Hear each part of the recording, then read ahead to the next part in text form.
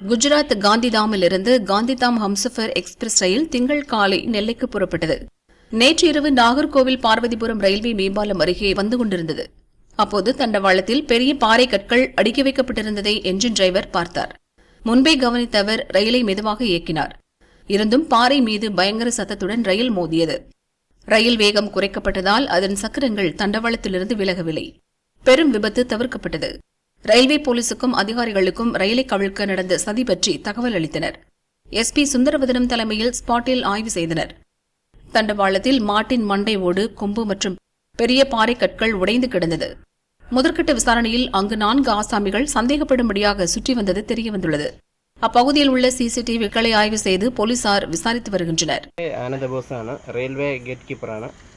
അപ്പോൾ 8:48 Humsafar express 20-924 number വണ്ടിക്ക് പിന്നെ നാഗർകോവിൽ ടൗൺ SM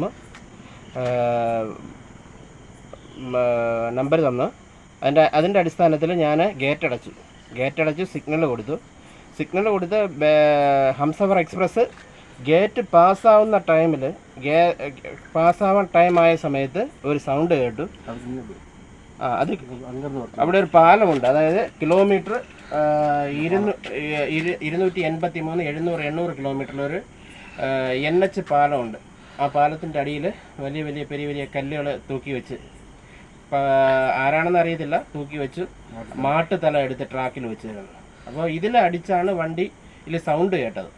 സൗണ്ട് കേട്ടതിൻ്റെ ഫലമായിട്ട് ലോക്കോ പൈലറ്റ് ഇവിടെ വണ്ടി നിർത്തി ലോക്കോ പൈലറ്റിനോട് കാര്യം ചോദിച്ച സമയത്ത് ഇതേപോലെ ട്രാക്കിൽ വലിയ കല്ല് പറക്കി വെച്ചിട്ടുണ്ട് എന്ന് പറഞ്ഞു. അതിൻ്റെ അടിസ്ഥാനത്തിൽ ഞാൻ ചെന്ന് നോക്കി, കല്ലൊക്കെ എടുത്ത് മാറ്റി വണ്ടി വിട്ടു. എത്ര കിലോ ബൈക്ക് പോകുന്നത്?